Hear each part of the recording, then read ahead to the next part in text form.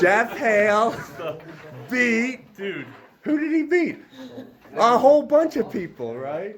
Not bad, Jeff Hale. How much you owe me, Jeffy? Yeah, that's it. Can we just do this another time? That's right. That's right. So I did end up winning the bet with Jeffy. And we made more bets that night. And but out of that discussion came a more interesting thing to review, and that's we went deep into how Jeff did and the whole controversy surrounding the King's move and the rule change, and that's what I've included for you in this next little bit. It's like, unless you finish in the top three, like, don't even talk about it, really.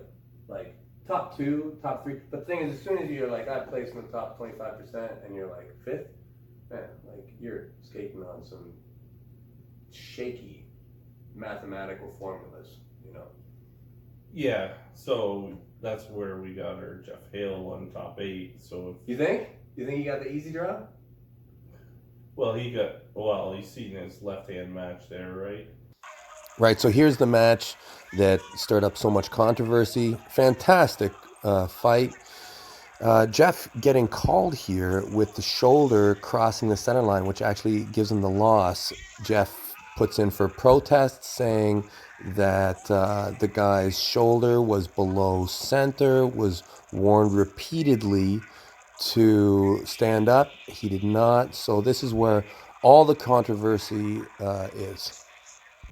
You saw that. Yeah. In that. So I feel like the arm wrestling. That for sure hurt him. He appealed that and won that. I know. That's never happened before. I've never seen that. Never had an appeal overturned? He lost the match. Oh my God. Appealed and won the match. Is actually really interesting.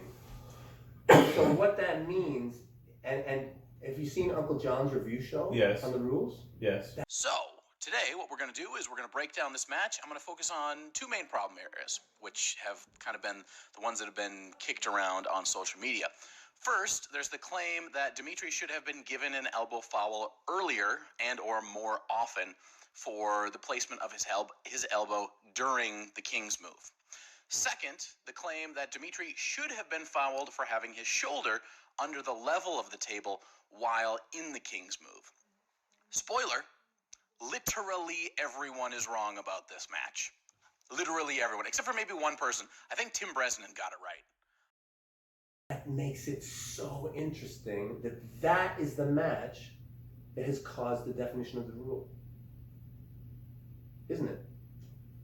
They haven't made a rule for that. Well, clearly they have, because Jeff won the appeal. Well, they made a rule that wasn't even written. Exactly. That's how rules start. Right? Well, you gotta print the rule. Well, they do, but look at what happened in the match is not what should happen according to the rule. And he won the appeal, which means they must have approved of whatever went on there. And what I heard was said was, so Jeff Hale was arm wrestling and doing well. The dude busts into a King's move. Yeah. And it's a low King's move. But he brings it right up, right at the top. He brings it past. Past center?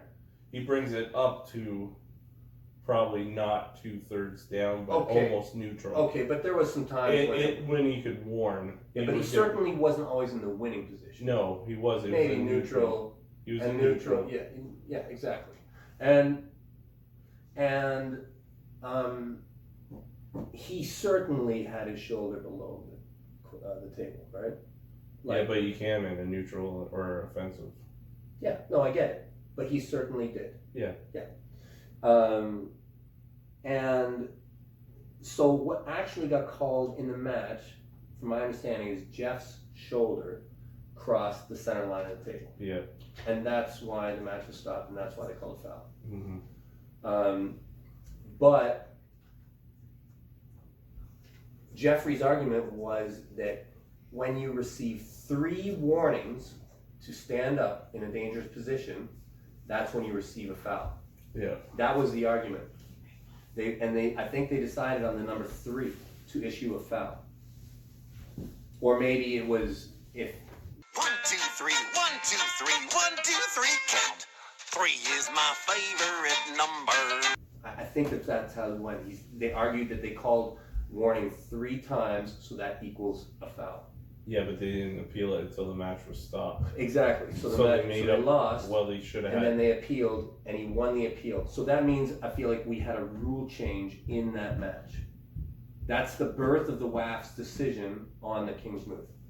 Yeah. So 3 fouls.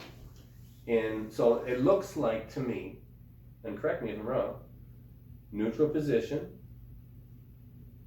3 warnings in a neutral position seems to get you a foul. It might have been 3 warnings for the shoulder. Is that not what I said? No. What did I say? Oh my God. In the neutral position. In the neutral position, yeah. Yeah, with the shoulder below the Exactly. 3 warnings. That's a foul. On the 3rd warning, it's not a warning anymore. But they haven't put it in writing yet, so Right. But I feel like that's in writing. Yeah, right. But I feel like we just saw it, right? So that's just interesting. But I think that is exactly where the WAF culture's at. You know, their stance on the Kings move. Like everybody's freaking out about this Kings move. Like, listen, there's a bunch of really dumb people in arm wrestling right now who hold a microphone. Like, arm wrestling is about technical range. It's one of the things. You never want to shrink any sport to make it better for dumb people, okay? You just don't. The broader technique that you're allowed to play on this, that's why I love freedom, guys. Like, you want to see big technique, go to Japan. Anyways, I won't rant, but okay, WAF is taking its stand on where it's 3 warnings. 3 warnings. Arm wrestling gods open. Yeah. For Jeff that day. Yeah, but it's interesting that WOW is actually tighter than WAF. Like people go on and on about how arm wrestling is like super strict in WAF and PAL, and they're like, oh, the WAL is the Wild Wild West, it's the circus. But we actually, the way our rules are written, have more issue with the King's move. So that kind of speaks to, like, they're a bit more Wild Wild West actually than we are. Well, I think they made up the rule. They kicked the. Okay, so that's where we are today. Yeah, I guess so. Yeah, I think so too. Until they write it down. Like if they don't write it down the way they called it at WAF, then. Yeah, then it's they made up the rule. Yeah, and then it's like, okay, this is a freaking joke here, like, right? Like, at least look at, if you're gonna be a league that's supposed to be respectful, like, you have to follow the rules. You got it, Yeah. right? Yes. Like, I mean, look at, I love a clown show as much as anybody, but like, if you're gonna be a respectful league, then so 3 warnings, neutral position. I guess, what do you call it? Is this I think it was shoulder underneath the table. Call this the Hale Amendment, right? In a neutral. WAF 2020 Hale Amendment states that. Yeah. Way to go, Jeff Hale. Way to shut those evildoers down. Okay, so who are we betting on next? So it's Ryan. You went on a long rant there. Ryan, Jordan Davis. Yeah. And Lachlan. Yeah. Okay, so we're gonna do this top 5th garbage. Well, he said top 25%. Right. Okay, top 25%. So we'll figure out. So it doesn't even matter. Okay. Really. All right. So do you want just overall the over/under? So you take the 3 numbers. So Lachlan places 10th. Blue places. No. And just so you know my exact opinion on the whole thing, I think that professional arm wrestlers, there should be no safety fouls called whatsoever. You want to break your arm, you got that right. But yeah, if you're considered to be an amateur, and I don't know exactly where that line is, but if maybe it's a waiver you have to sign or something. But if you're pulling am, yeah, there should be absolute maximum vigilance by the referee to prevent injury. So the standard, looking away from your hand, opening up your shoulder joint, exposing your arm to be damaged that way, as well as the hyperextension King's move fell.